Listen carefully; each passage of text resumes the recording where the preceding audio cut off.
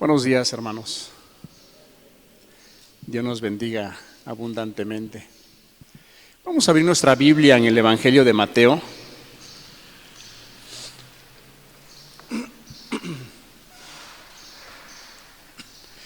Estamos con las parábolas.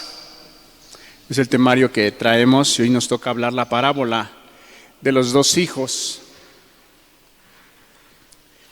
Vamos a dar lectura a Mateo capítulo 21, versículo 28.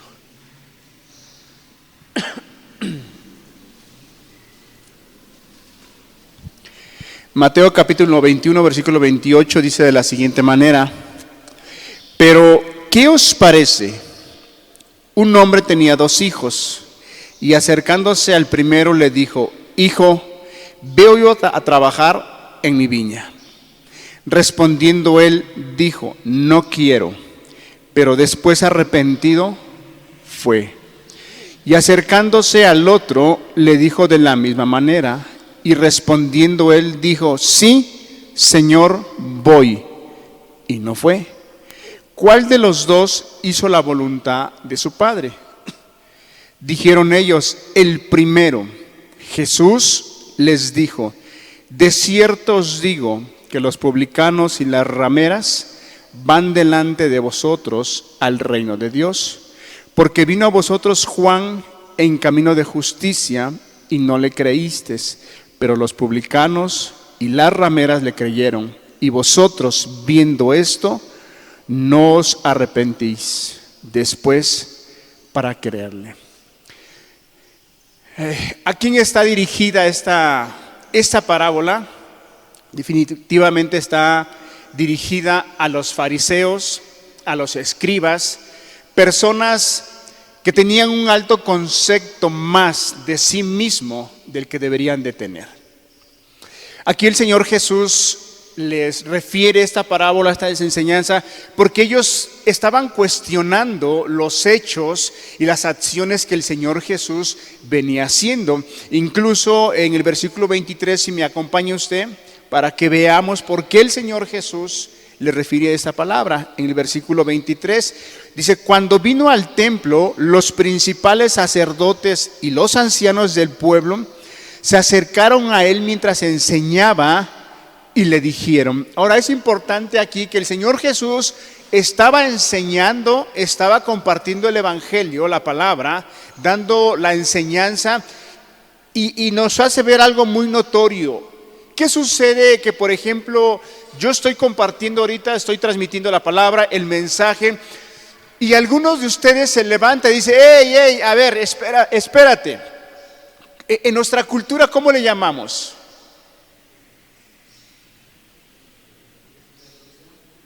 ¿Mandé? Pero que una persona esté hablando y sea interrumpida. Mala educación, ¿verdad?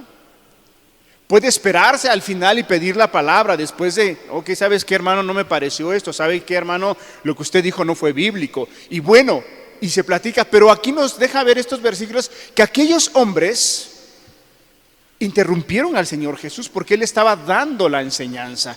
Dice: cuando vino al templo, los principales sacerdotes y los ancianos del pueblo se acercaron a Él mientras enseñaba y le dijeron: ¿con qué autoridad haces estas cosas y quién te dio esta autoridad? Estaban cuestionando lo que el Señor había hecho en algunos versículos antes. ¿Qué es lo que el Señor había hecho? A ver, vayamos al capítulo 21, versículo 12. O ahí en el capítulo 20, en el versículo 29, ahí su título de su Biblia debe decir: dos ciegos reciben la vista. Y el Señor venía haciendo milagros, venía haciendo sanidades. Y bueno, y en el capítulo 21, versículo 12, dice: y entró Jesús en el templo de Dios y echó fuera a todos los que vendían y compraban en el templo, y volcó las mesas de los cambistas y las sillas de los que vendían palomas, y les dijo: escrito está, mi casa, casa de oración será llamada, mas vosotros la habéis hecho cueva de ladrones. Cuestionaban y decía: ¿quién eres tú? ¿Quién te dio esa autoridad? ¿De a dónde se te fue dada? ¿Por qué te atreves a hacer tales cosas? ¿Por qué para ellos era muy sorprendente lo que el Señor Jesús venía haciendo? ¿Por qué? Porque ellos se sentían la máxima autoridad del pueblo. Ellos habían constituidos como que la palabra de ellos era infalible, que la palabra de ellos era la que pesaba, era la que tenía la razón, y nadie podía contradecir lo que ellos hablaban y decían. En el momento que el Señor Jesús empieza a hacer esas acciones, ellos se sienten ofendidos. Ellos se sienten que están usurpando su autoridad de ellos, y por eso es que cuestionan. Y no para ahí el asunto, porque el Señor Jesús, después de que hace eso en el templo, más adelante, si seguimos leyendo en el versículo 13, dice: y les dijo, escrito está, mi casa de oración será llamada, mas vosotros la habéis hecho cueva de ladrones. Y vinieron a él en el templo ciegos y cojos, y los sanó. Vea usted las maravillas que el Señor venía haciendo, sanando. Y lo cuestionan. Y le dicen: a ver, ¿quién te dio esa autoridad? ¿Quién te la concedió para hacer tales cosas? ¿Por qué sanas en el día de reposo, cuando está establecido que no se puede hacer nada en el día de reposo? El pasaje que nuestro hermano Carlos nos leía, cuando el Señor Jesús enfrenta a los fariseos y les dice: esto era necesario hacer sin dejar de hacer lo otro. La misericordia, la verdad, la justicia. Bueno, sigamos leyendo para que nosotros veamos por qué el Señor Jesús le refiere esta parábola a aquellos hombres. Volvamos a leer el versículo 14. Y vinieron a él en el templo ciegos y cojos, y los sanó. Pero los principales sacerdotes y los escribas, viendo las maravillas que hacía, y a los muchachos aclamando en el templo y diciendo: Hosana al hijo de David, Hosana al hijo de David. ¿Qué les sucedió a ellos? ¿Qué les provocó cuando los jóvenes, al ver al Señor, dijeron: Hosana? ¿Qué quiere decir Hosana? ¿Qué quiere decir?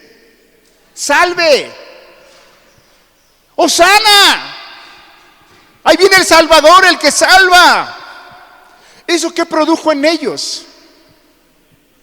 Una indignación. Dijeron: ¿cómo?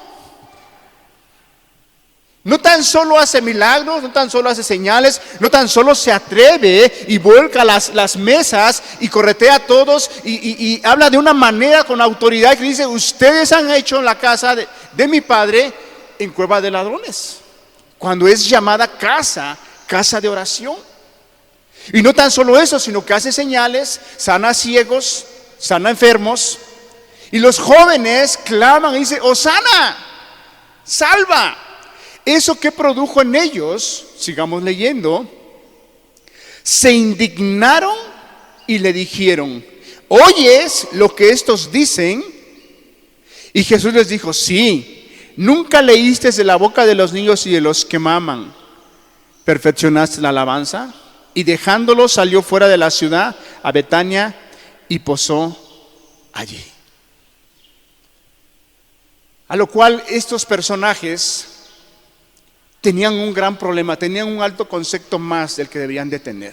Estaban extraviados, estaban perdidos y no alcanzaban a entender que también ellos necesitaban un Salvador. Incluso el Señor Jesús vino por ellos. Vino por su pueblo. Cuando el Señor Jesús le da el mandamiento a sus discípulos que fuesen y predicasen, ¿a dónde los envió primero, queridos hermanos? A la casa de Israel, ¿verdad?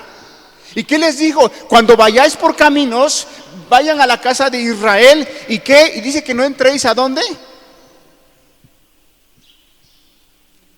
Que no entréis a casa de gentiles, ¿no? Sino que se fueran directamente al pueblo de Israel, a los judíos, a los escribas, a los fariseos, a su pueblo amado, apreciado.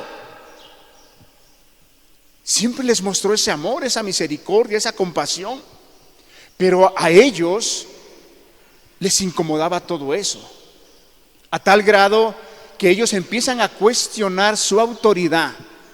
empiezan a cuestionar todas las maravillas que el Señor venía haciendo. Y bueno, y es cuando el Señor les refiere esta parábola y les dice, vamos a leerla nuevamente, ya los encadené en el contexto de lo que viene diciendo la parábola, volvamos ahora a leerla.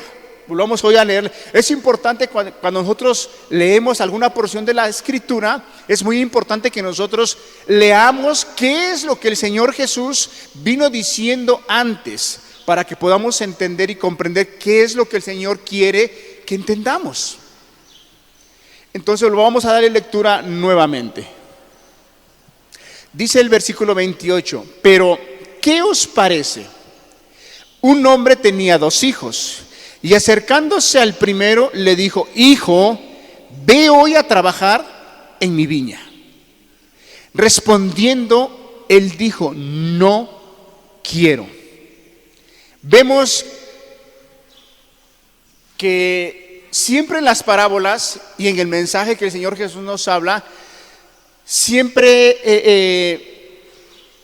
tiene que ver tanto el hombre conocedor de la palabra, tanto el hombre que es no conocedor de la Escritura. Y siempre el Señor Jesús nos da una enseñanza para ambos. Aquí vemos que dice la Escritura que da una parábola y dice, ¿qué os parece? Había un hombre que tenía 2 hijos y acercándose al primero le dijo, hijo, ve hoy a trabajar en mi viña. Respondiendo, él dijo, no quiero. O sea, fue tajante. Hijo, ve a trabajar a mi viña. No quiero, no me interesa. No está en mis planes ahorita. Ahorita en mis planes hay otros tipos de trabajos, hay otras expectativas, hay otras cosas que hacer. Ahorita trabajar en su viña, Señor, no quiero. Pero menciono una parte que es clave en esta parábola. Y la palabra clave que se menciona en esta parábola es la otra parte en la cual aquel hijo que dijo tajantemente no quiero, después, ¿qué dice la Escritura? Pero después, arrepentido fue. Esa palabra clave la vamos a estar utilizando en este mensaje, en esta parábola, porque creo que es una palabra en la cual debemos de meditar en este mensaje, porque es a lo que el Señor Jesús quiere llevar a los fariseos y a los escribas a que entiendan y comprendan que es necesario que ellos también entren por esa parte del arrepentimiento, cosa que los fariseos y los escribas se creían justos, creían que ellos no necesitaban del mensaje de arrepentimiento. Ellos consideraban que por descendencia de Abraham, que por ser personas que conocían la ley, que conocían la palabra, que por ser personas que habían sido instruidos en la ley, no tenían necesidad de pasar por un arrepentimiento. A lo cual el Señor Jesús les da esta parábola y les dice claramente, por eso pone el ejemplo de los 2 hijos. El otro dijo, no quiero, pero después, arrepentido, fue a trabajar. Sigamos leyendo. En el versículo 30, y acercándose al otro, le dijo de la misma manera, y respondiendo él dijo, sí, Señor. El otro hijo no puso ningún pero. El otro hijo dijo, adelante, estoy de acuerdo, yo voy a trabajar, estoy dispuesto. Pero el Señor Jesús le hace entender a estos 2 hijos, o este padre, o esta parábola, o lo que el Señor Jesús quiere darle a entenderle a aquellos hombres que estaban cuestionando su autoridad, lo que Él quiere que ellos entiendan, que para trabajar en su viña, que para ser parte de ese reino, es necesario, ¿qué? Arrepentirse. Porque para que una persona pueda ser justificada, pueda ser perdonada, pueda ser traspuesta del reino de las tinieblas al reino de la luz admirable de Cristo Jesús, algo tiene que pasar. La persona tiene que darse cuenta que su vida no es correcta delante de Dios, que su vida tiene que ser transformada, que su vida tiene que dar un giro. Y cuando la persona no alcanza a darle el valor a esa verdad que el Evangelio nos transmite, es muy difícil que la persona venga a ser parte de ese reino en el cual el Señor quiere que todos participemos. Y así la persona se puede pasar mucho tiempo.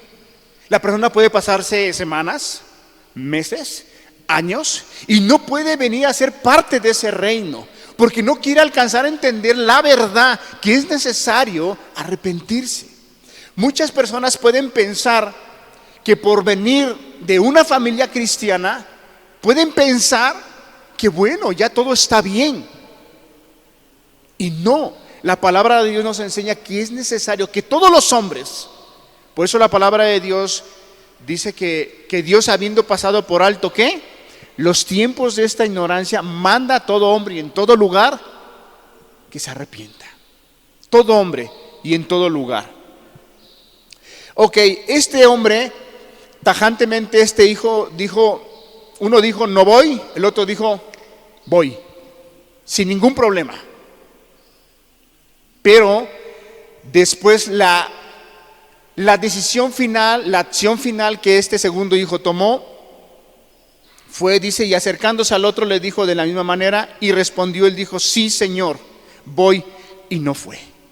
Ok, aquí es importante que nosotros miremos el lenguaje tanto de un hijo como del otro. El lenguaje del primer hijo, ¿cómo lo podemos definir? Que fue tan tajante, que aquel señor le hizo una invitación y le dijo, ve a trabajar a mi viña. Él fue tajante y dijo, no quiero, simplemente no me da la gana. Es un lenguaje que él nos presenta la palabra que aquel hijo tenía y que viene representando a personas, que más adelante lo vamos a ir viendo en la aplicación. Pero el otro lenguaje del otro hijo, un lenguaje muy que muy religioso, ¿no? Como que muy conocedor del Señor, de la ley. Porque ¿qué le dice? Señor. O sea, usa la palabra correcta, o sea, identifica. Dice, Señor. Entonces habla de una persona que es conocedora de la palabra, de la ley, que tiene el conocimiento en su mente y que sabe distinguir y que sabe entender que hay un Señor y que ese Señor merece obediencia, merece honra, merece gloria. Entonces, el lenguaje que tanto uno como el otro usa es muy importante que nosotros lo distingamos, para que de esa manera nos sea un poco más fácil entender aquellos dos personajes que el Señor Jesús está utilizando en esta parábola, para que nosotros nos veamos identificados. Aquí en esta parábola, el Señor Jesús no está acusando a los publicanos y a las rameras, sino al contrario, los está poniendo en un ¿qué? En un ejemplo a seguir, al publicano y a la ramera. El Señor Jesús en esta parábola no está acusando, ni está redarguyendo a los publicanos y a las rameras. El Señor Jesús con esta parábola lo que está tratando es de llevarlos a entender a los fariseos y a los escribas que es necesario que atiendan al llamado como las rameras y los publicanos atendieron. ¿Sí vamos bien? Ok. Quisiera yo detenerme en este punto y empezar a ver esta parte antes de avanzar. El primer hijo dijo, no voy, pero después arrepentido dijo, voy, y terminó yendo. Es claro que la parábola nos está hablando de los fariseos, de los escribas, y también nos está hablando de aquellas personas que no se autojustifican, sino son personas que alcanzan a entender, a comprender que su vida está mal delante de Dios y que necesitan un cambio total en sus vidas, en su manera de vivir. Vamos, ya el primer hijo nos da la razón por qué sí procedió a ir a trabajar, porque tuvo una acción de arrepentimiento. Y después el otro personaje, el segundo hijo, nos dice que no fue, pero no nos dice la razón por qué no fue. En el primero sí nos dice la razón. ¿Sí se percata usted? ¿Cómo es que pudo ser parte y pudo ir a trabajar a esa viña, porque tuvo la acción y tuvo la humildad, tuvo la sencillez de entender que era necesario arrepentirse. Nos da el primer hijo porque él sí fue a trabajar a esa viña, pero el segundo hijo simplemente nos dice que dijo que sí y después no fue. ¿Cuál fue la razón por la cual él no fue?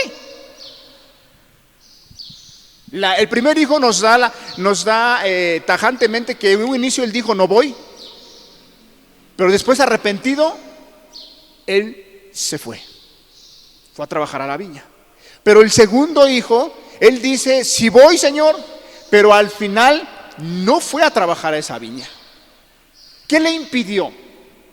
Se le hizo tarde, ya no lo quisieron recibir en esa viña. No.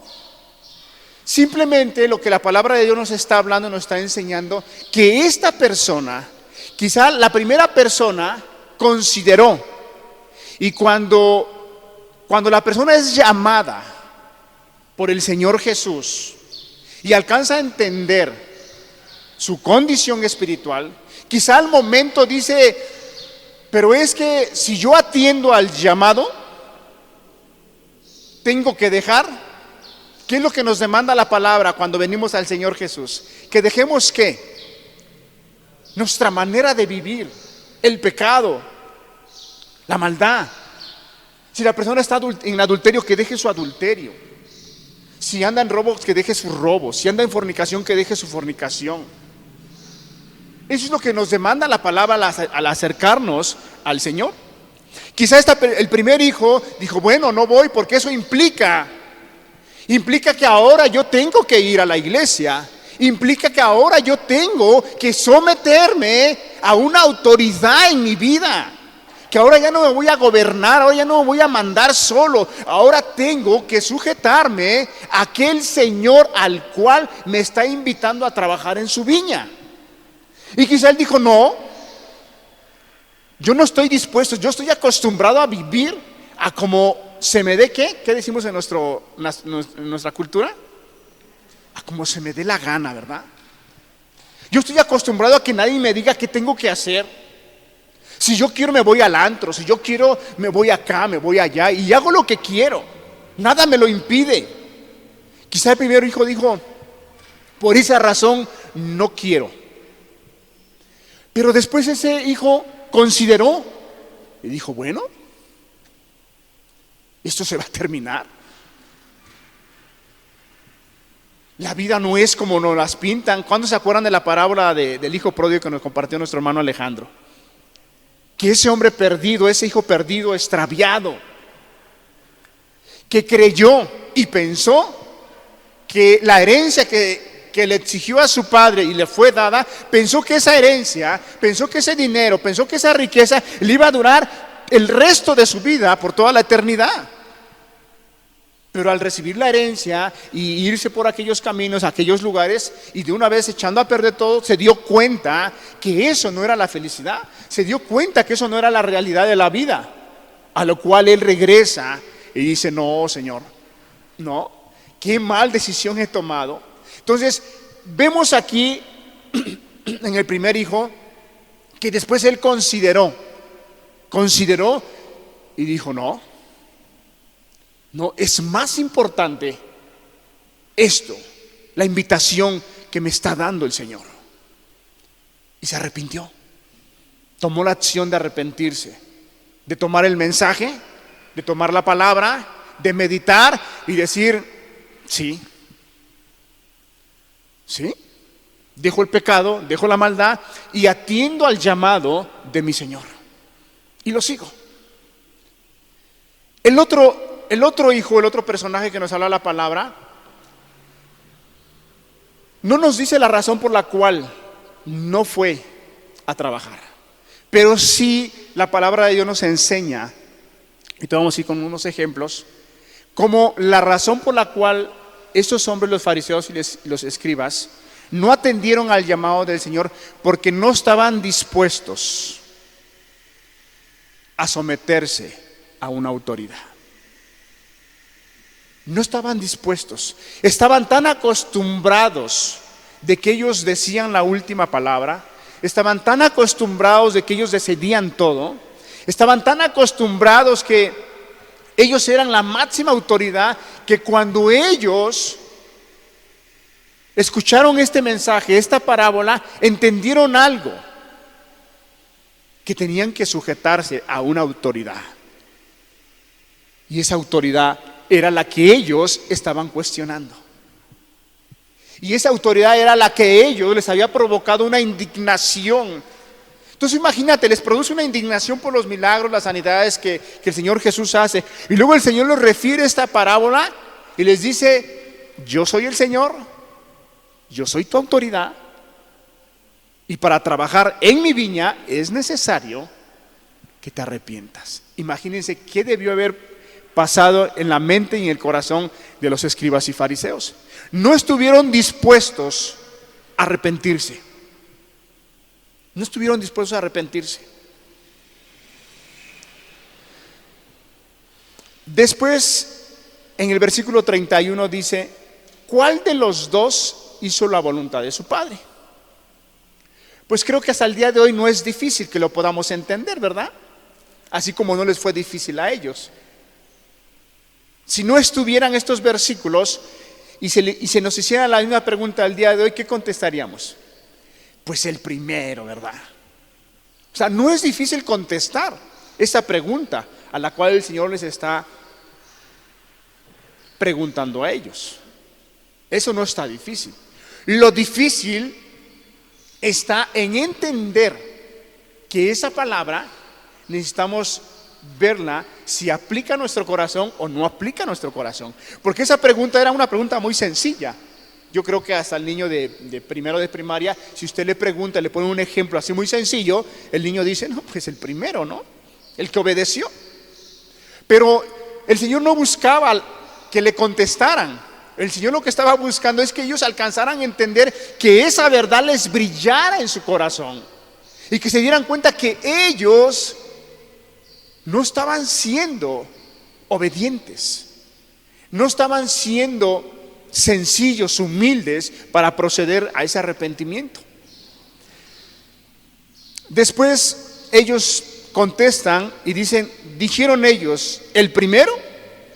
Jesús les dijo: de cierto os digo que los publicanos y las rameras van delante de vosotros al reino de Dios. El Señor Jesús ahí ya fue directo hacia ellos. Les habló en una parábola, les dijo: ¿qué os parece?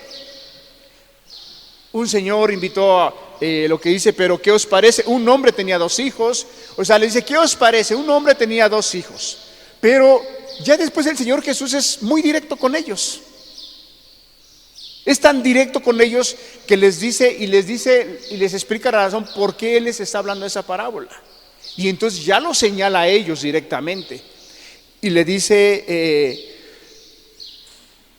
en el versículo 31: ¿cuál de los dos hizo la voluntad de su padre? Dijeron ellos: el primero. Jesús les dijo: de cierto os digo que los publicanos y las rameras. ¿Quiénes son los publicanos y las rameras que están representando en estos versículos? ¿Al primero o al segundo hijo? Al primero, exactamente, que atendieron al llamado y estuvieron dispuestos a dejar la maldad, a dejar el pecado, no importándoles qué decían, qué pensarían, qué hablarían de ellos. Estuvieron dispuestos. Las rameras y los publicanos están representando al primer hijo que en esta parábola nos está enseñando. Y después el Señor Jesús es directo con ellos y les dice: de cierto os digo que los publicanos y las rameras van delante de vosotros al reino de Dios. Imagínense qué habrá pasado por la mente de los escribas y los fariseos cuando ellos siempre, y ha sido así porque Dios escogió a su pueblo, pero ellos se sentían escogidos, elegidos, y así es. La palabra de Dios así nos dice, que fueron escogidos, que fueron elegidos. Pero era necesario pasar por esa parte del arrepentimiento, porque lo que dice el apóstol Pablo en Romanos, que dice: no hay justo ni aun alguno, todos se desviaron, todos se volvieron inútiles, todos escogieron caminos de perversidad. No hay hombre, ni siquiera uno. Todos necesitan ser justificados, todos. Todos los hombres del Antiguo Testamento necesitaron ser justificados, porque ninguno de ellos fue salvo por sus obras. Ninguno de ellos fue salvo por lo que ellos hicieron. No, fueron justificados. Por un ejemplo, por decirle así, Abraham, ¿qué dice la palabra? Y le creyó a Dios, ¿y qué? Y le fue tomada, ¿por qué? Por justicia. En el Evangelio de Lucas también vemos a un hombre llamado Simeón, ¿qué? Que esperaba, ¿qué? Pero antes, ¿qué dice? Un hombre llamado Simeón, justo y piadoso. ¿Y qué esperaba? La consolación de Israel. Todos aquellos personajes del Antiguo Testamento tuvieron que ser justificados. Todos. No hay justo ni aun alguno. No hay un hombre que diga: yo soy justo y yo no necesito ser perdonado, no necesito que el Señor Jesús venga y muera por mí. No, yo no necesito, no. Todos. La pregunta sería: bueno, ¿y cómo es que aquellos hombres del Antiguo Testamento alcanzaron la justificación si todavía no venía el Señor Jesús? Muy sencillo, hermano. Ellos, ¿desde cuándo estaba la promesa que el Señor Jesús vendría? Desde el libro de Génesis. Desde que Adán y Eva pecaron, desde ese día Dios puso la promesa que vendría un Salvador. Y todos aquellos personajes creyeron en aquella promesa. Y por haber creído, fueron justificados. Ellos creyeron en el futuro. ¿Y nosotros en qué creemos ahora? En el pasado, hermano. Algo que ya sucedió. Ellos creyeron en algo que venía. Pero como tuvieron esa fe y creyeron en la promesa, les fue tomada por justicia. Fueron justificados. No hay hombre ni un alguno que pueda ser justo. Cosa que estos hombres, los fariseos y los escribas, no alcanzaban a entender. Pensaban que por ser descendientes de Abraham, pensaban que porque era un pueblo en el cual Dios les había confiado la ley, la palabra, el mensaje, no necesitaban ser salvados, ser perdonados. Pensaban que eran justos, pensaban que eran limpios, pensaban que no había ninguna tacha para ellos. Imagínense aquí en esta parábola del Señor Jesús cuando les dice: las rameras y los publicanos van delante de vosotros al reino de Dios. Qué golpazo al corazón, a la mente, a la razón inteligente de estos hombres. Cuando para ellos, las rameras y los publicanos, ¿qué eran para ellos? Lo peor, la escoria. Ni siquiera se acercaban con ellos. Ni siquiera se atrevían a comer con ellos. Ustedes recordarán que cuando el Señor Jesús entraba a la casa o se juntaba con los pecadores, ¿qué decían? ¡Ey! ¿Por qué tu maestro come con los pecadores? Cuando el Señor Jesús les dice esta palabra, le dice: las rameras y los publicanos van delante de vosotros. ¿Qué han de haber pensado? ¿Cómo? Si nosotros que hemos atendido la ley todo el tiempo, nosotros que nos dedicamos día y noche a estar estudiando y nos guardamos en nuestra persona y oramos en las esquinas para que toda la gente nos vea que somos personas santas, personas rectas, ahora nos dice que las rameras y los publicanos van delante de nosotros, que nos llevan ventaja. ¿Cómo está esto? Cosa que ellos no alcanzaban a entender. ¿Por qué no alcanzaban a entender? ¿Por qué no alcanzaban a comprender? ¿Qué era lo que se levantaba en medio de ellos, en su entendimiento, en su razonamiento, para que no alcanzaran a entender lo que el Señor Jesús quería transmitirles? Son muchas cosas. Era su justicia propia de ellos. Su justicia propia de ellos la habían establecido de tal manera que la justicia de Dios ya no tenía un peso para ellos.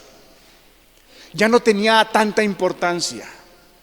sus pensamientos, sus tradiciones, sus costumbres, su justicia, sus obras las habían puesto, y eso lo habían puesto como una barrera, como una barda, de tal manera que no alcanzaban a entender y a comprender que era necesario arrepentirse.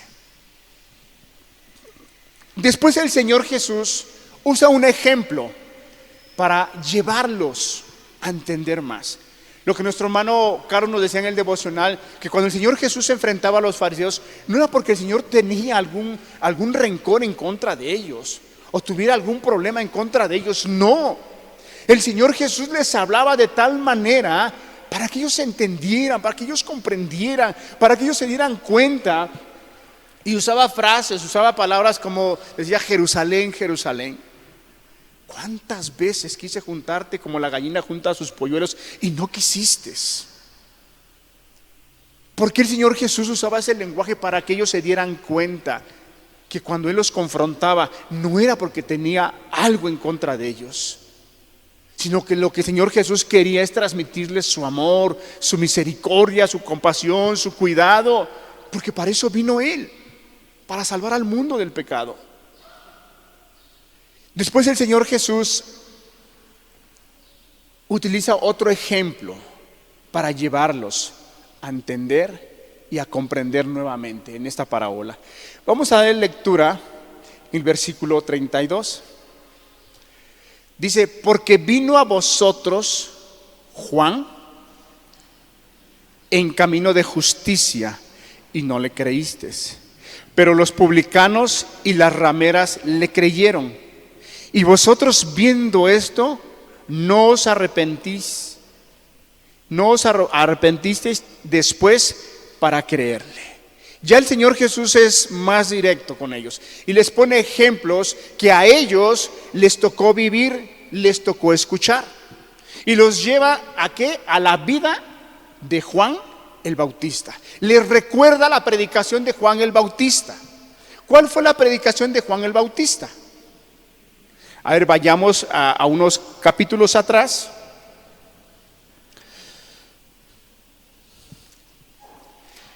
En el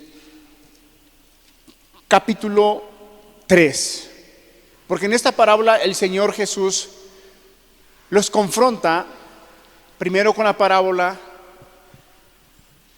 de los dos hijos, pero después los lleva a unos hechos reales, para que ellos se den cuenta que es real lo que están viviendo, que es real lo que está aconteciendo, que es real que las rameras y los publicanos van delante de ellos, cosa que ellos no alcanzaban a entender, no alcanzaban a comprender, por haber establecido su propia justicia, su costumbre, sus tradiciones. Entonces el Señor Jesús los lleva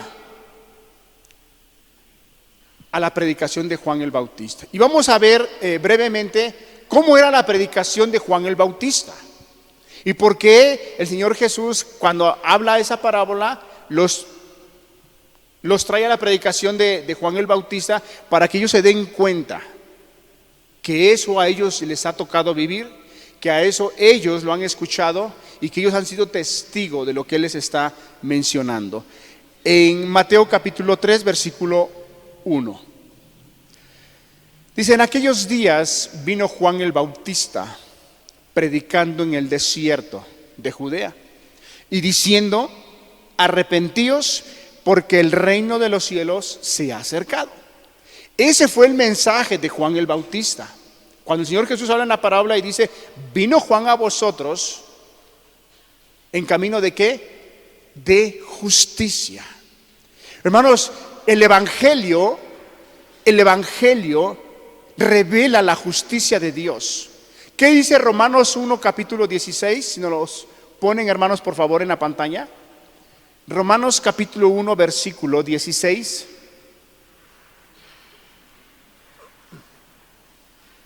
Dice: porque no me avergüenzo del evangelio, porque es poder de Dios para salvación a todo aquel que cree, al judío. Fíjese cómo el evangelio, nuevamente la palabra nos deja ver a quién es revelado primero el evangelio: al judío, al pueblo de Dios, para salvación a todo aquel que cree, al judío primeramente y también al griego. Versículo 17. Porque en el Evangelio la justicia de Dios se revela por fe y para fe. Cuando es predicado el Evangelio, de esa manera el Evangelio nos va a revelar la justicia de Dios, nos va a llevar a un arrepentimiento y de ahí nos va a llevar a una justificación para con el Señor y seamos justificados. Sigamos leyendo el versículo 2, y diciendo: arrepentíos porque el reino de los cielos se ha acercado.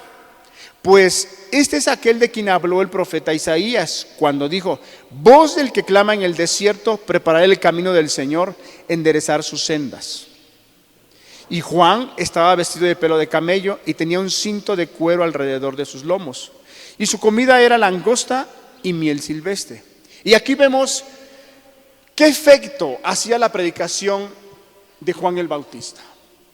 ¿Qué efecto? A lo cual el primer hijo que fue llamado a trabajar a la viña quizá no estaba dispuesto a hacer, pero analizó, meditó, razonó y dijo: creo que es lo mejor. Y vemos aquí qué implica un arrepentimiento verdadero, qué implica un arrepentimiento bíblico, a lo cual los fariseos y los escribas no querían entrarle, porque ante todo el pueblo, ante toda la ciudad, eran hombres intachables, eran hombres vistos justos, eran hombres que tenían una autoridad, eran hombres que no se podían equivocar, eran hombres que lo que ellos decían, ellos eran los que se encargaban de cuestionar. Cuando un hombre se levantaba y empezaba a pregonar alguna enseñanza, ellos eran los que se encargaban de analizar la enseñanza, de estudiarla, de escudriñarla, y ellos daban el veredicto si esa palabra se tenía que ser predicada o se tenía que dejar de ser predicada. Ellos se encargaban de hacer eso, a lo cual cuando el Señor Jesús les refiere esta parábola, ellos alcanzan a te dicen: entonces me tengo que arrepentir, entonces tengo que dejar de hacer, entonces toda mi vida, todo lo que he hecho, todo lo que he pasado, entonces no tiene ningún valor. Y ellos decían: no, nosotros somos la autoridad, nosotros somos justos, nosotros no necesitamos de un salvador, nosotros no necesitamos de alguien que venga a predicarnos, nosotros todo lo sabemos. ¿Qué produjo la predicación de Juan el Bautista? Versículo 5. Y salía a él Jerusalén y toda Judea y toda la provincia del alrededor del Jordán, y eran bautizados por él en el Jordán, confesando sus pecados. ¿Quiénes iban aquí? ¿Quiénes salían al Jordán? Dice que salían. ¿Usted cómo se imagina a ellos? Que iban así como que diciendo: le entro o no le entro, me animo o no me animo. No, la predicación ya había hecho un efecto en el corazón de ellos. Juan el Bautista, lleno del Espíritu, preparando el camino del Señor, hablando, mostrándoles la salvación, mostrándoles que venía el Mesías, mostrándoles que venía el Cordero de Dios que quita el pecado del mundo, mostrándoles, hablándoles que ahora la vida iba a ser diferente, que las familias iban a ser restauradas, que ahora los que andaban perdidos iban a venir a la casa nuevamente, pero que era necesario arrepentirse, que era necesario que se dieran cuenta que la condición en la cual estaban viviendo no era correcta. Si alguien me ayuda, hermanos, abriendo las ventanas, por favor, hace un poquito de calor. Entonces, hermanos, qué importante es que nosotros alcancemos a mirar que el efecto de la predicación de Juan el Bautista es de un arrepentimiento, a lo cual las rameras y los publicanos atendieron.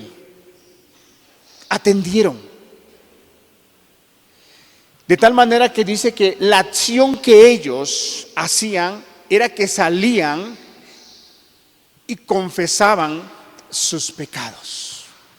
No tenían ningún temor, no tenían ninguna angustia, estaban totalmente convencidos de que su vida no era la correcta, no era agradable delante de Dios. Y salían, ¿cómo se imagina usted que salían confesando sus pecados? Salieron al Jordán, dice ahí la palabra, y eran bautizados por él en el Jordán, confesando sus pecados. El que era adúltero, que decía: Señor, perdóname porque soy adúltero, perdóname porque soy ratero, Señor, Señor, perdóname porque he fornicado, Señor, perdóname por esto, por lo otro, Señor, perdóname. Confesaban sus pecados. Y hay un principio en esta verdad, hermanos, dice Proverbios 28:13, si no mal recuerdo, que el que encubre sus pecados no prosperará, mas el que los confiesa y se aparta alcanzará misericordia. Hermanos, ahí en ese proverbio hay dos verdades muy hermosas. No sé si nos los puedes poner, hermanos, en la pantalla, por favor. Proverbios 28:13.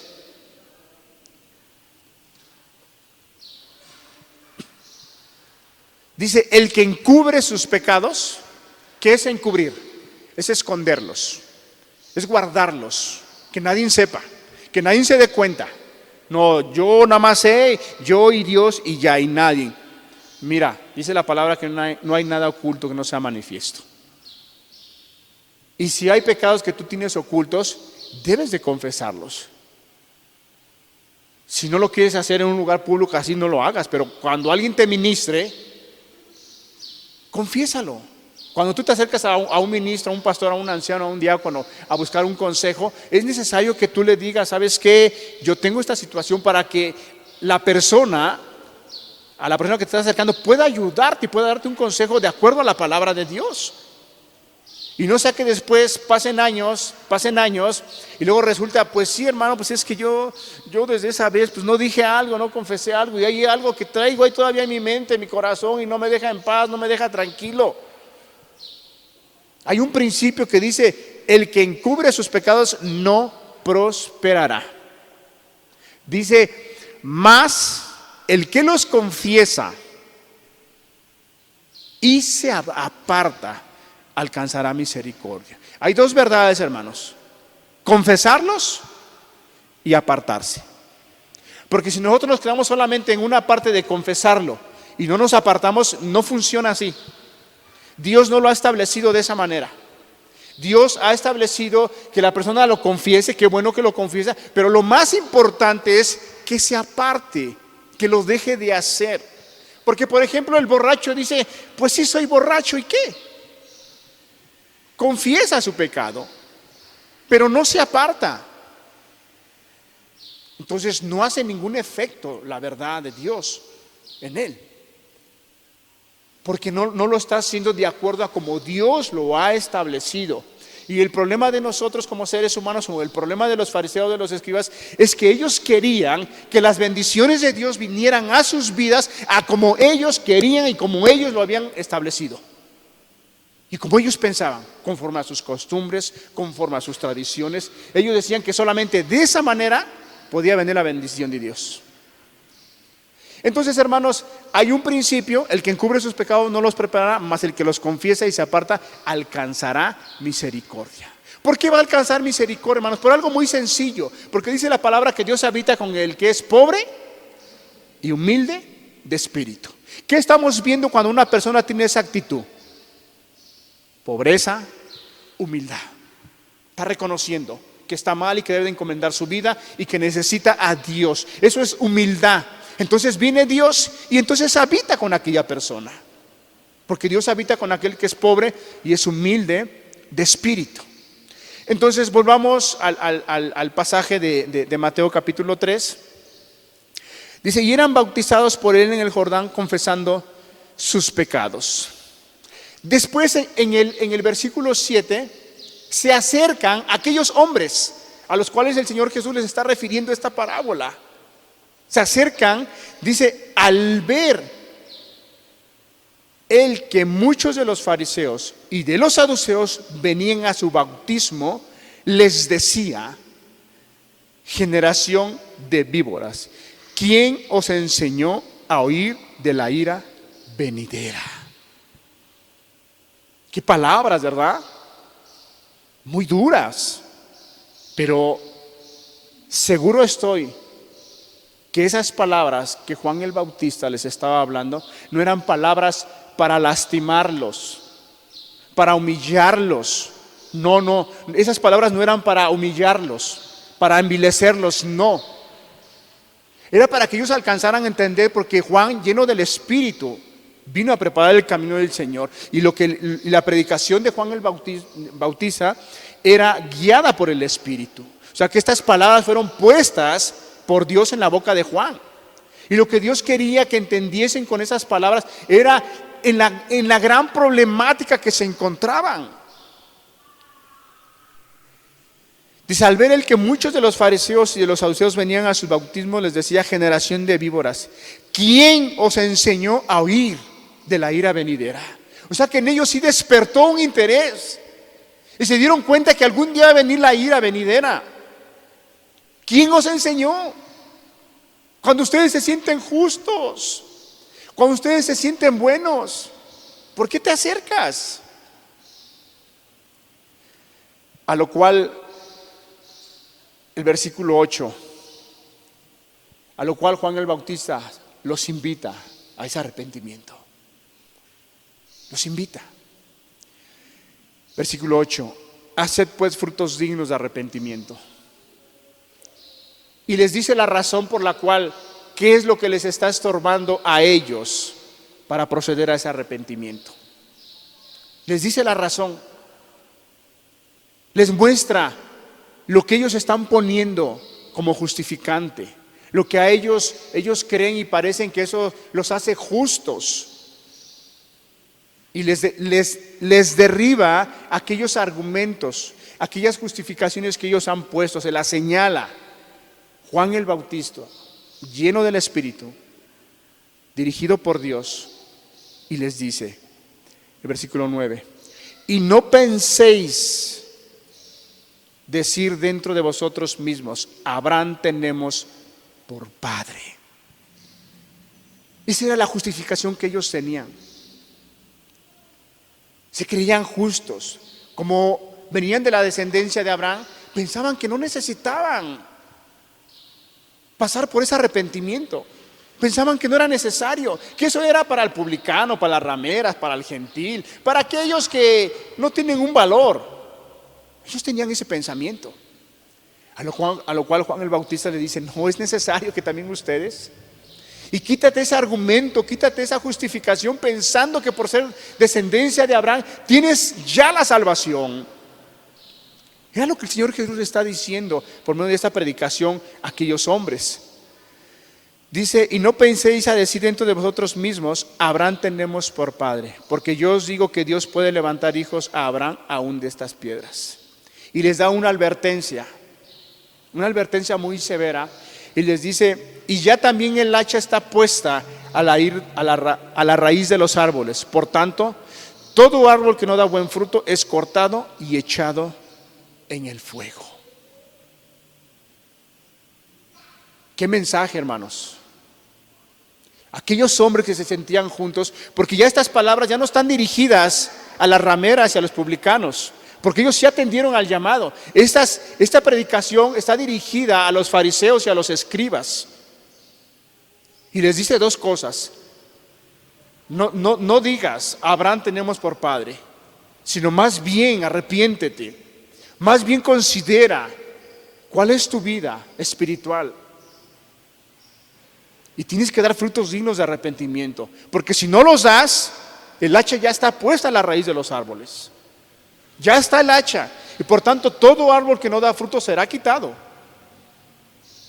O sea, el mensaje que Juan el Bautista le estaba diciendo a los fariseos, a los escribas: si aquel Señor que tú lo tienes como Señor, como Dios, como Supremo, ese Dios está molesto por la vida que tú has llevado, y Dios está invitado a un arrepentimiento. Era lo que Juan el Bautista le estaba transmitiendo a los fariseos. Y es necesario, porque si tú no procedes a un arrepentimiento, ya el hacha está puesta. Por tanto, si no das fruto, serás quitado, serás cortado. Le estaba hablando del carácter, de la justicia de Dios a los fariseos y a los escribas.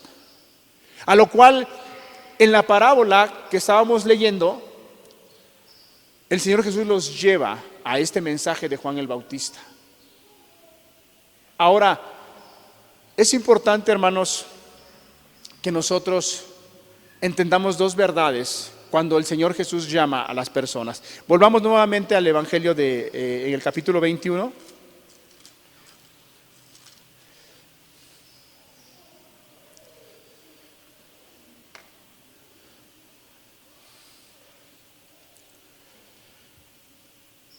Versículo 32, porque vino a vosotros Juan en camino. Ya vimos la predicación de Juan que les fue dado a ellos.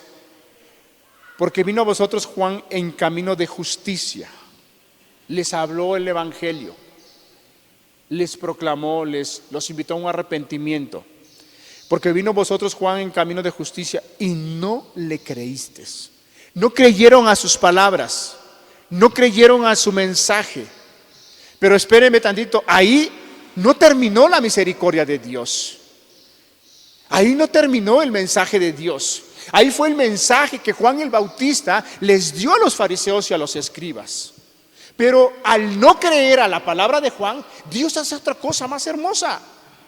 Bueno, no otra cosa más hermosa, sino acompaña el evangelio de señales para que aquellos hombres incrédulos, los judíos y los escribas, que les costaba tanto creer en el Señor Jesús, Él hace señales. ¿Qué señales hace? ¿Qué hizo en las rameras y publicanos? Trajo salvación. Trajo salvación en ellos. Cosa que los escribas y los fariseos con sus mismos ojos vieron. Aquellos hombres que estaban tan perdidos, aquellos hombres que estaban tan destruidos, aquellos hombres que nadie daba un peso por ellos, vieron con sus propios ojos cómo confesaban sus pecados, sus maldades, y cómo eran restaurados, cómo eran perdonados, cómo eran transformados. Fueron testigos de esos milagros, de esas conversiones, que eran bautizados, y que solamente Dios podía producir eso en el corazón de los hombres. Ponerles esa humildad, esa sencillez, ponerles ese entendimiento de que estaban mal, de que estaban perdidos, de que estaban extraviados y que era necesario cambiar una manera de vivir. Ellos vieron con sus propios ojos. Por eso dice la palabra, porque vino a vosotros Juan en camino de justicia y no le creísteis.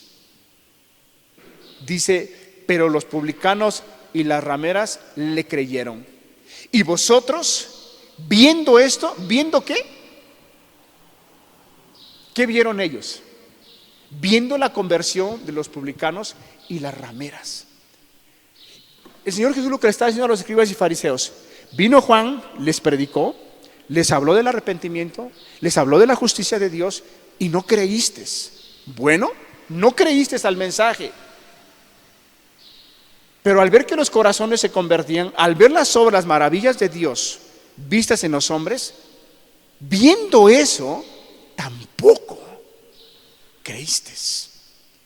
Porque dice, porque vino a vosotros Juan en camino de justicia y no le creísteis, pero los publicanos y las rameras le creyeron. Y vosotros, viendo esto, no os arrepentisteis después para creerle. No se arrepintieron por el mensaje, ni tampoco se arrepintieron al ver el testimonio, que ellos fueron testigos con sus propios ojos de la salvación de cientos y quizá de miles de personas que acudían al llamado del Señor. Tampoco se arrepintieron. Qué interesante, hermanos, ver cómo Dios no tan solo habla, sino a veces hay tanta incredulidad en el hombre que Dios hace prodigios y señales. No tan solo Dios permite que la palabra sea predicada con denuedo, sino que Dios hace prodigios y señales para que la gente crea. ¿Y qué sucedió, hermanos? Este mismo ejemplo lo vemos en la iglesia de los Hechos. Vayamos aquí a Hechos, por favor, hermanos. Hechos.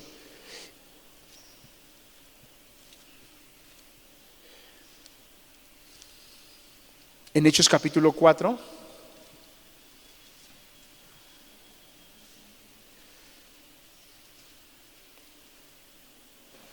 versículo 29.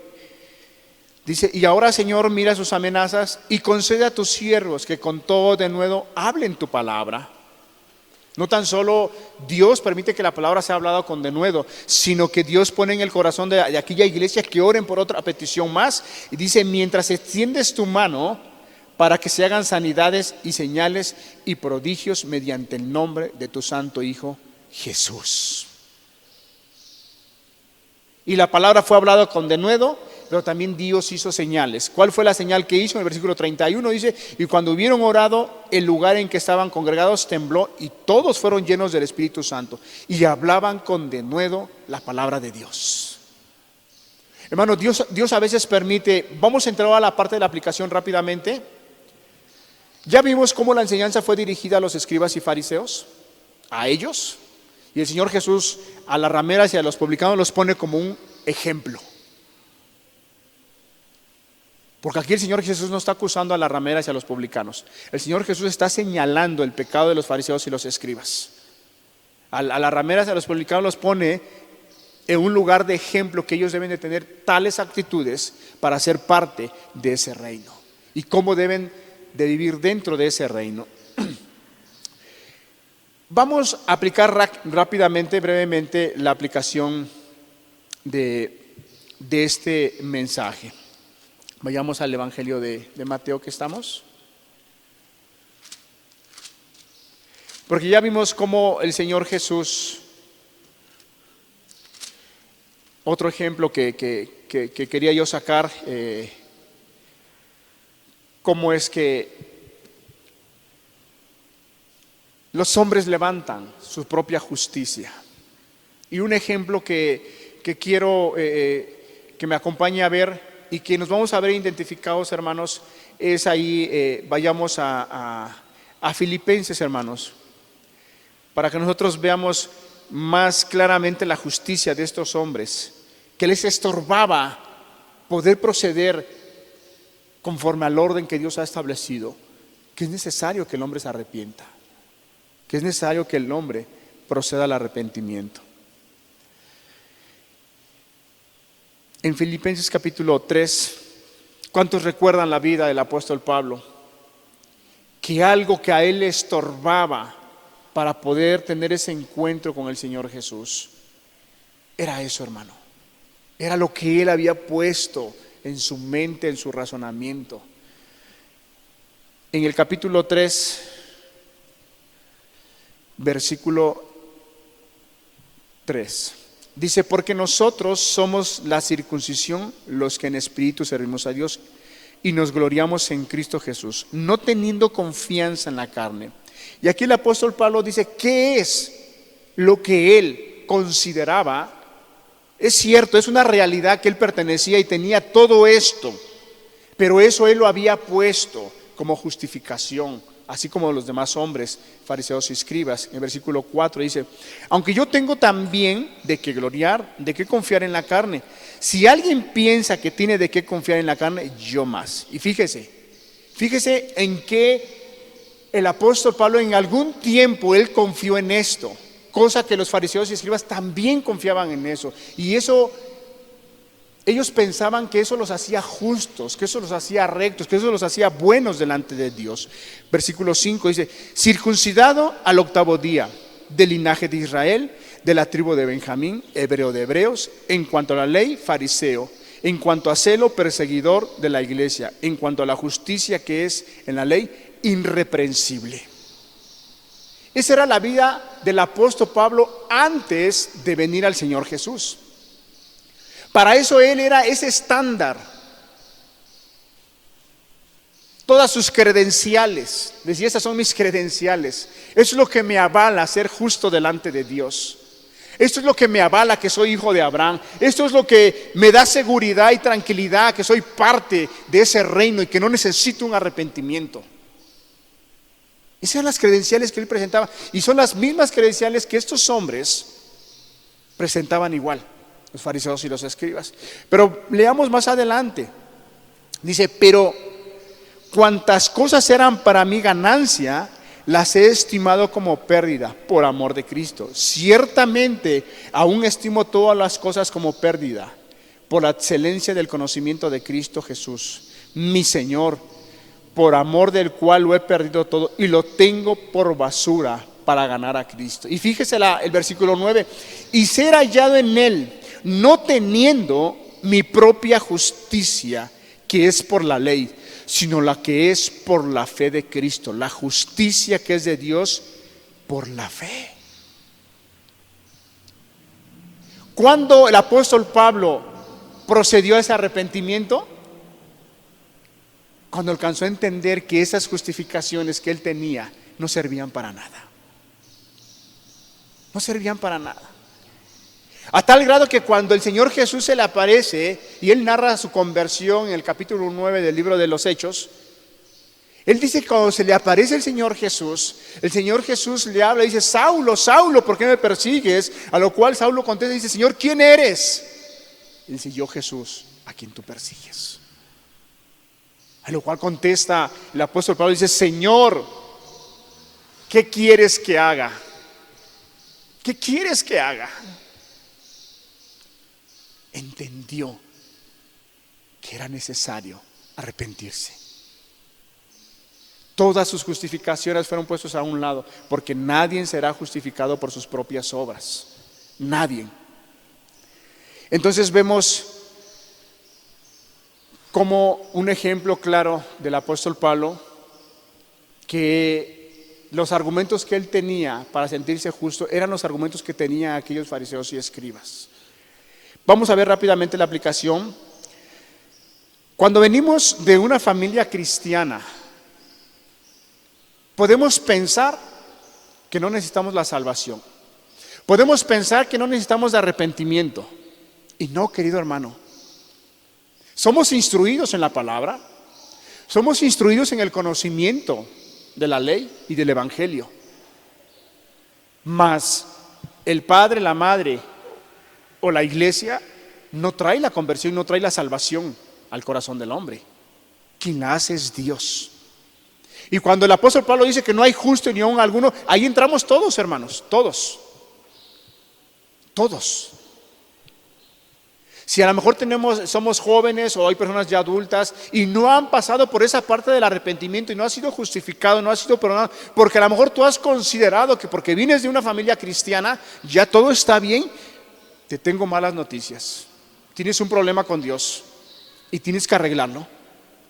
Y debes ir con Él y quitar tus justificantes, quitar tu intelecto. Quizá porque es una persona preparada puedes pensar: es que yo soy una persona preparada, yo puedo razonar un poquito más que los demás porque yo tengo una carrera o tengo 2 carreras y yo tengo la capacidad. No, el evangelio de Dios no tiene que ver con capacidad humana ni sabiduría humana. El evangelio de Dios, el reino de Dios es espiritual. Y un ejemplo claro te pongo, hermano, cuando aquel hombre Nicodemo era un hombre ignorante. Era un hombre muy preparado, un hombre muy capacitado, un hombre muy entendido en la ley y en la palabra, pero tristemente toda su vida había estado engañado.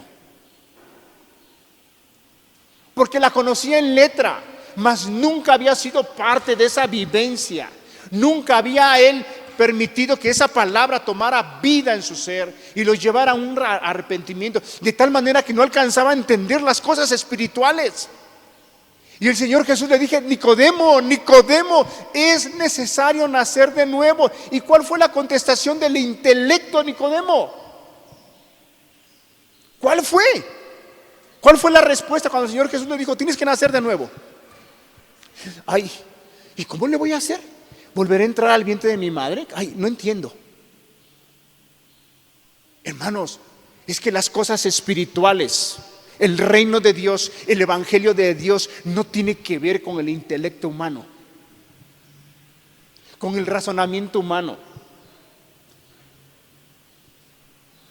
El evangelio de Dios, ¿sabe cómo hace efecto en el corazón? Cuando hay humildad, cuando hay sencillez, cuando realmente nos sentimos necesitados y alcanzamos a entender nuestra gran condición. Entonces el evangelio produce lo que tiene que producir. Y no es porque el evangelio no tenga el poder, lo tiene. Solo que Dios no obliga a nadie. El Evangelio, hermanos, las enseñanzas del Señor Jesús no consiste en que solamente oigamos.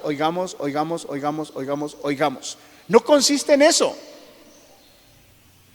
Cuando el Señor Jesús terminó de dar el sermón del monte, ¿qué dijo? A ver, vayamos en capítulo 7 de Mateo.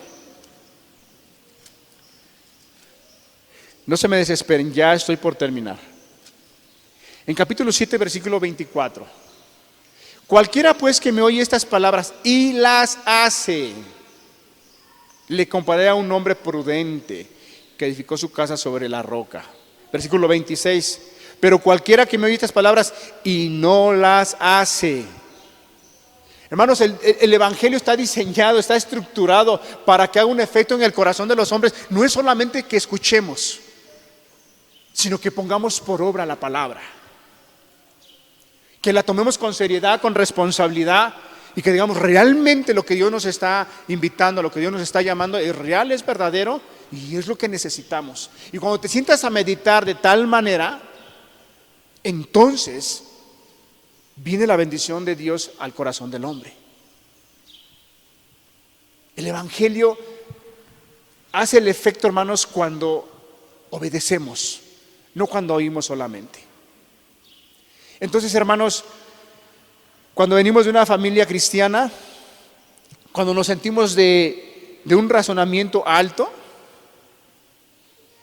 cuando creemos que tenemos un conocimiento abundante de la palabra, de la Biblia, pero no hemos hecho que esa palabra tome vida en nosotros, entramos en ese círculo de aquellos hombres, de aquel pensamiento de los fariseos y escribas.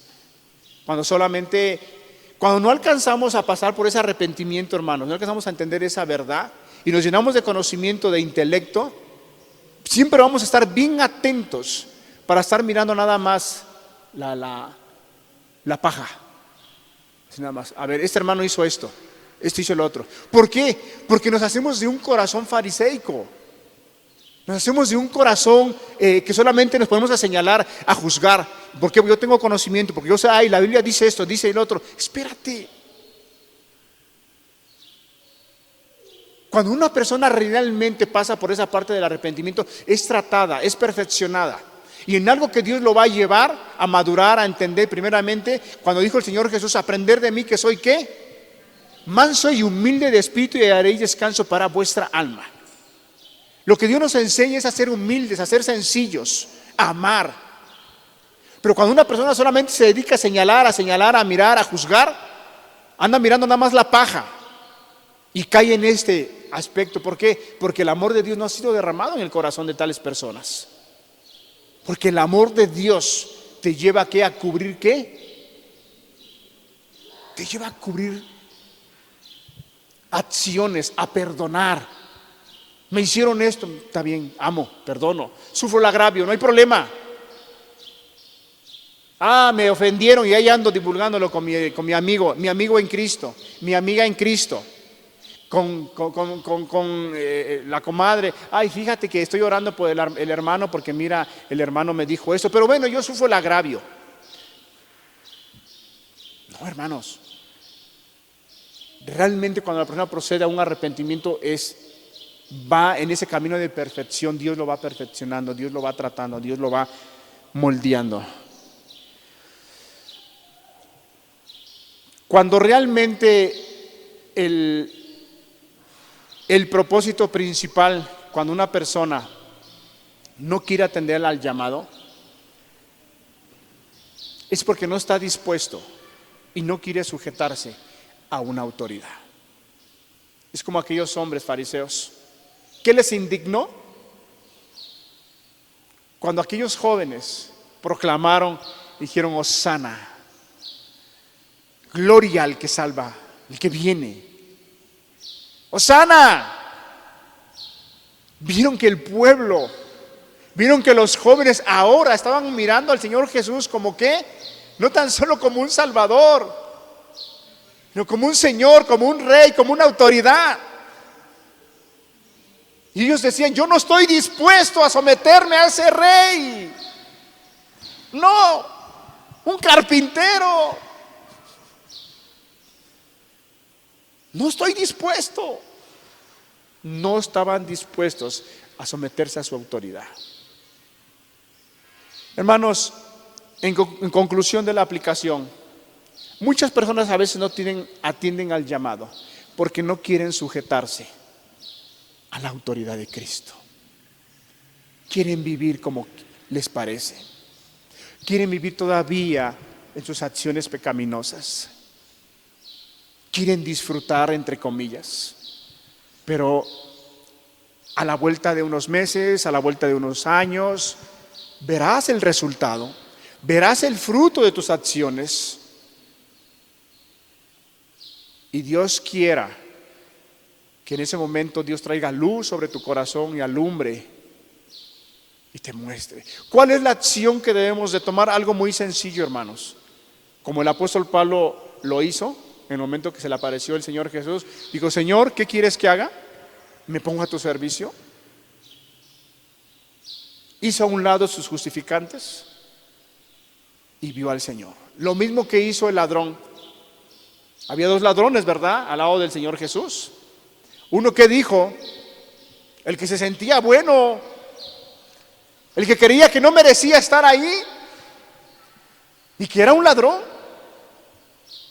Y para ir a ese lugar y para sufrir esa muerte era porque realmente eran unos malhechores de los buenos. No eran cualquiera malhechores. A lo cual uno de ellos dice: Señor, si tú eres Dios, bájate, sálvate a ti mismo y sálvanos a nosotros. Ahí están las justificaciones. Pero aquel hombre que dijo: calla, calla, ni aún tienes temor estando en esta situación. A lo cual aquel ladrón le dice: Señor, cuando vengas en tu reino, acuérdate de mí. ¿Qué hizo aquel ladrón? Justificó y dijo: Señor, tú eres justo, tú no mereces estar acá. Yo a la verdad estoy aquí por mi pecado, por mi maldad, por las malhechorías que he hecho. Yo lo merezco, Señor. Tú no mereces estar acá. Se condenó y justificó a Dios. Esa es la acción que debe de tener el hombre. Decir: Señor, tú eres bueno, tú eres misericordioso y mira mi condición, mira cómo estoy. Ayúdame. Eso es humildad, hermanos. E inmediatamente vendrá la bendición de Dios. Así como este hombre, en ese momento que le dijo el Señor Jesús: espérame que muera yo, resucite y lo vemos. ¿Qué le dijo? De cierto te digo, que desde hoy estarás conmigo. Desde hoy estarás conmigo. Ante una acción así, hermano, el Señor Jesús inmediatamente te abre las ventanas de los cielos. Inmediatamente te abre su abundante gracia. Y podemos caminar, y podemos confiar, y podemos avanzar, y podemos terminar la carrera, porque la puerta se nos abre por tener una acción, una actitud de humildad, de sencillez.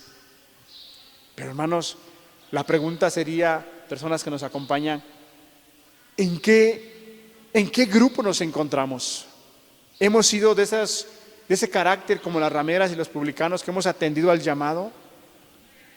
¿O somos de ese grupo de los escribas y fariseos que tenemos nuestras justicias propias? Y vivimos y caminamos y pasan semanas y pasan meses y han pasado años y te mantienes en esa postura. Y puedes pensar: yo estoy bien delante de Dios, cuando quizá no has tenido el testimonio, cuando realmente al día de hoy sigues cometiendo cosas que tú sabes que la Biblia las condena y que son pecado y las sigues haciendo. Eso es lo que te estorba para que venga la gracia de Dios a tu vida.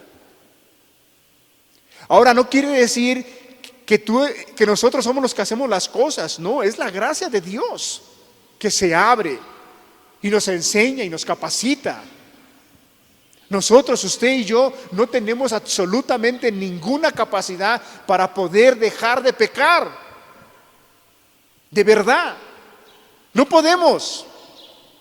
Si Dios nos perdonara hoy, nos limpiara hoy, y no estuviera su gracia sobre nosotros, nosotros al otro día nuevamente vamos y pecamos. Pero hay una palabra que el Señor Jesús dice, y es una gracia abundante, que esa gracia nos es dada y esa gracia nos enseña. ¿A qué nos enseña, hermanos? Si nos pones, hermanos, Tito 2:11, esa gracia, ¿cómo nos ayuda? Porque usted y yo no podemos dejar de pecar, de verdad. Usted y yo no podemos hacer lo bueno. Tito 2:11 dice, porque la gracia de Dios se ha manifestado para salvación a todos los hombres. La gracia de Dios se manifiesta para salvación a todos los hombres, no a unos cuantos, no a los elegidos, no a los escogidos, no, a todos los hombres. La gracia de Dios se ha manifestado para salvación a todos los hombres. ¿Y esa gracia qué hace? ¿Qué produce? Dice, enseñándonos que renunciando a la impiedad y a los deseos mundanos, nos enseña a renunciar a las cosas impías y mundanas. Pero es la gracia, no es tu corazón bueno. No es porque un día tú te propusiste y dijiste, yo no voy a hacer lo malo. No, es la gracia de Dios, es el poder de Dios que nos enseña. Y después dice que otra cosa nos enseña. Nos enseña renunciando a las cosas impías y a los deseos mundanos, y vivamos en este siglo sobria, justa y piadosamente. Bendita gracia de nuestro Señor, que nos enseña, que nos capacita, no tan solo para renunciar al pecado, no tan solo para dejar la maldad, sino que también nos capacita para llevar una vida sobria, justa y piadosamente. ¿Y para qué el Señor quiere que vivamos sobria, justa y piadosamente? ¿Para qué? ¿Qué dice más abajo? A ver, ¿qué es lo que anhela el Señor Jesús? ¿Qué es lo que quiere con esa gracia que nos es manifestada? Aguardando la esperanza bienaventurada y la manifestación gloriosa de nuestro gran Dios y Salvador Jesucristo. Amén. Esa gracia maravillosa no tan solo nos enseña a renunciar a las cosas impías y mundanas, sino nos capacita para vivir sobria, justa y piadosamente. ¿Para qué? Para un propósito, para que de esa manera estemos esperando la venida de nuestro Señor Jesucristo y nos halle dignos. Qué gracia tan maravillosa, hermanos. Vamos a cerrar nuestros ojos.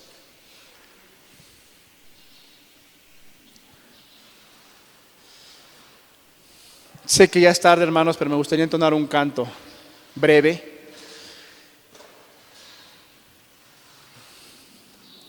Miramos un momento la justicia de los fariseos, de los escribas, pero contemplemos la gracia tan maravillosa de nuestro Señor Jesús.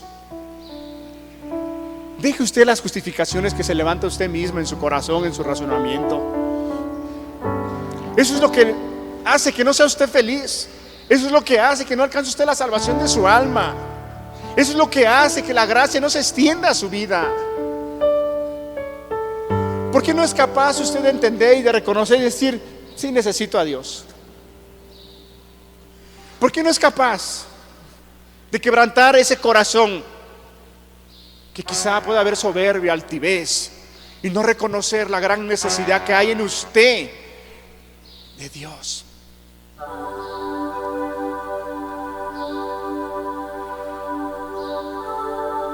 Aparte esos pensamientos de su corazón.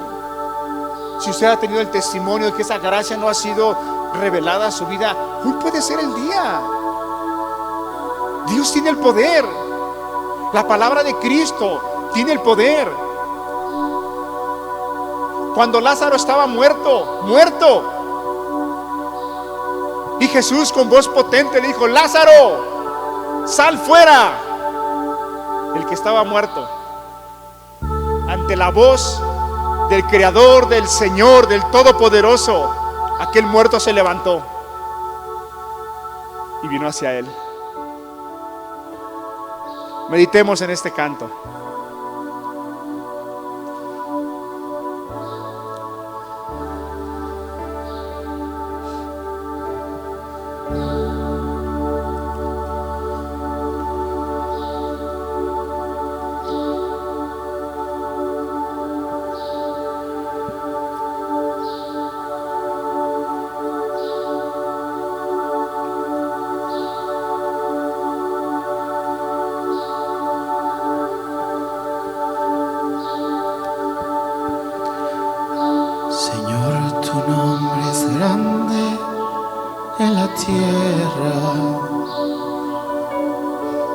¿Quién morará con el fuego abrasador?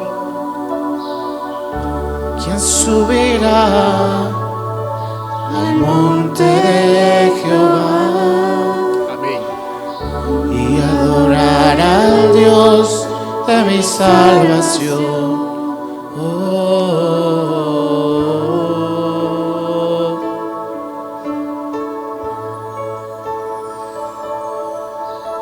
Señor, tu nombre es grande en la tierra. ¿Quién morará con el fuego abrasador? ¿Quién subirá al monte de Jehová y adorará al Dios de mi salvación?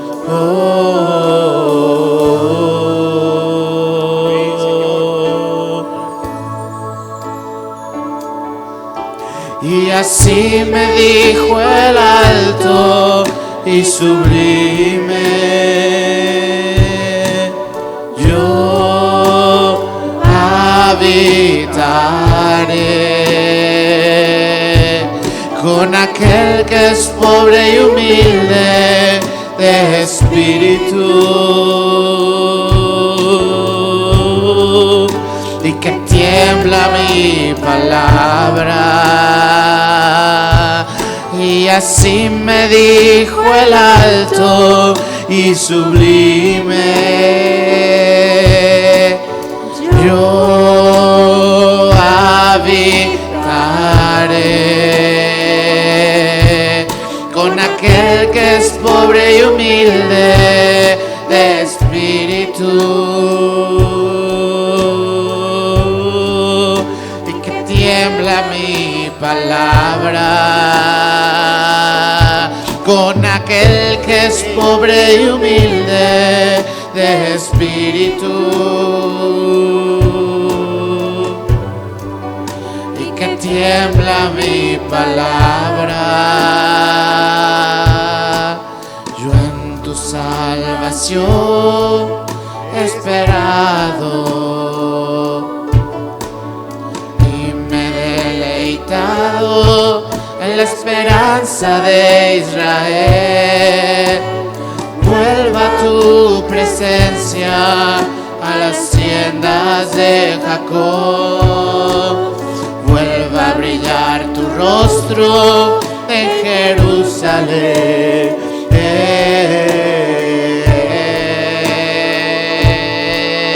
Señor. Y así me dijo el alto y sublime: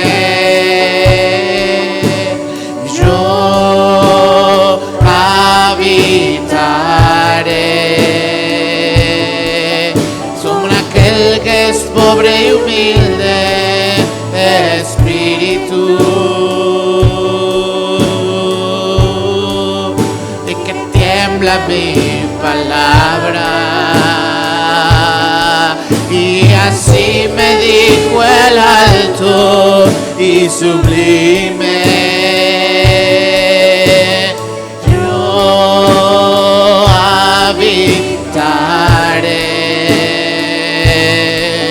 con aquel que es pobre y humilde de espíritu, y que tiembla mi palabra, con aquel que es pobre y humilde de espíritu, y que tiembla mi palabra, y que tiembla mi palabra, y que tiembla mi palabra. Haznos temerosos de tu palabra, Señor. Trae a nosotros un corazón humilde, sencillo, Padre, ¿cuántas personas pueden estar en una condición sin haber alcanzado la salvación, el perdón, la paz, la tranquilidad, Señor, y puedan estar aún viviendo así? Señor, trae esa gracia, trae esa salvación. Quebranta ese corazón, Señor. Padre,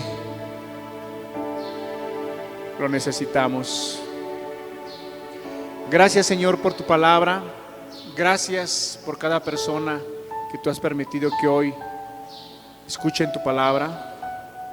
Gracias, Señor. Pedimos en el nombre de Jesús que tu Espíritu Santo nos esté recordando esta palabra en la semana, en nuestras vidas. No tan solo esta, sino toda la que hemos escuchado, Dios, a través de las parábolas. Por favor, Padre, gracias en el nombre precioso de nuestro Señor Jesús. Amén.